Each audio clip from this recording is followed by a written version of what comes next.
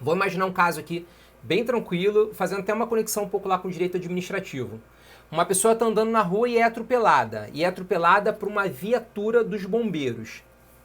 Aqui a gente teve uma ação do motorista, do agente público que atropelou aquela pessoa em cima da calçada. Surgiu um dano? Porra, provavelmente, né? Aquela pessoa teve um dano moral, um dano estético, um dano material. E aí a gente começa a analisar a responsabilidade civil, para indenizar, tá? Responsabilidade civil do Estado. Lá no 37, parágrafo 6º da Constituição, você vai lembrar que a administração pública vai responder pelas ações, pelas condutas que os seus agentes, na qualidade de agentes, causarem a terceiro, né? Danos que causarem a terceiros. Aí o Jamerson colocou responsabilidade civil. E essa responsabilidade aqui, Jamerson, é uma responsabilidade civil objetiva, porque ela é o quê? Ó? Olha a palavra objetiva. Ela é direta. Tem ação, tem omissão, tem a conduta, né? Perdão, tem a conduta como ação ou omissão, tem um dano com o nexo de causalidade. O que eu tenho aqui? Aqui eu tenho a responsabilidade civil objetiva. O Estado, vai ter que pagar. Só que, por outro lado, a gente tem que analisar também a responsabilidade subjetiva daquele agente público que estava dirigindo lá a viatura. Aí, como é que vai acontecer essa situação? A parte autora, quem vai ser a parte autora? A pessoa que estava transitando lá naquela calçada e foi atropelada. Bolada da vida, contratou a advogada, entrou com o processo, preencheu todos os requisitos. O juiz, no juízo de admissibilidade, analisou os pressupostos processuais, seus elementos de existência, os seus requisitos de validade, verificou que ele, juiz, era investido, era imparcial, era competente. Verificou também que aquela parte pode ser parte. E aí, do outro lado do réu, ele vai analisar, quem é que vai ser parte dentro desse processo? Quando você olha para esse processo, para esses fatos que ocorreram, foi uma pessoa que foi atropelada pela viatura do bombeiro. Bombeiro militar. Bombeiro militar é pessoa jurídica? Lembra lá de organização administrativa. Não é. É um órgão dentro da estrutura do Estado, da administração pública estadual, mais especificamente do Poder Executivo. Tu percebes, portanto, que esse bombeiro, essa corporação, é um órgão que pertence ao Estado. E o Estado é pessoa jurídica? Sim, com certeza. E o Estado pode ser parte no processo? Pode. Por quê? Porque toda pessoa, física ou jurídica, pode ser o quê? Parte dentro do processo. Olha que conexão linda, incrível, maravilhosa entre o direito administrativo e o direito processual civil. Cara, só aqui comigo tu vai aprender direito processual civil, gabaritar as tuas questões nas tuas provas e também vai gabaritar o quê? Direito administrativo de tabela, né? De tabela, só estudando um pouquinho aqui comigo. Então, beleza, a gente tem essa configuração para responsabilidade civil objetiva do Estado. O Estado foi condenado. Olha que maneiro. Para você que já estudou direito processual civil, você vai lembrar que existem algumas possibilidades de impugnação das decisões judiciais.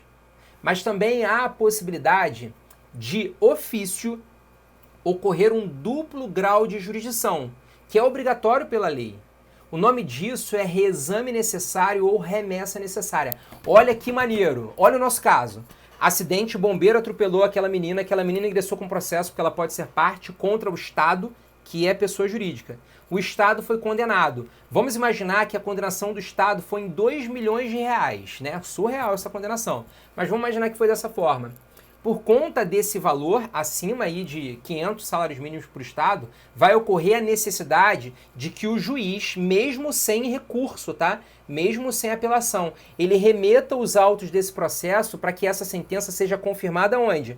Lá no tribunal, pelo duplo grau de jurisdição obrigatório ou reexame necessário, também chamado de remessa necessária. Caraca, professor, consegui entender isso agora.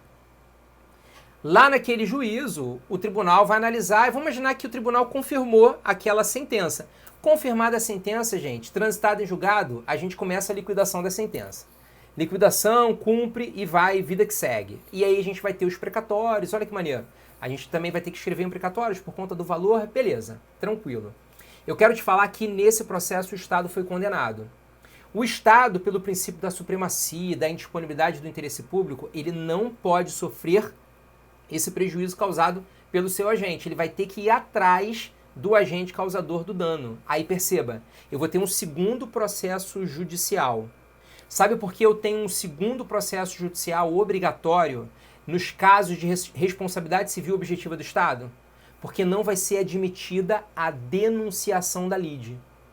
No primeiro processo daquela menina em face do Estado, o Estado não pode denunciar a lide, o agente causador, porque é vedada a denunciação da lide nesses casos. A denunciação da lide, uma das suas hipóteses é quando existe a possibilidade de uma ação regressiva.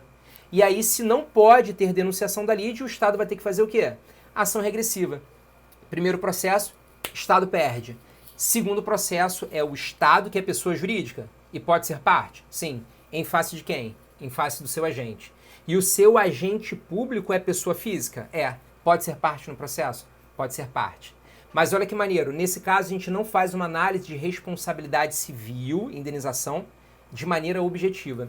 A gente faz de maneira subjetiva. E o que isso quer dizer?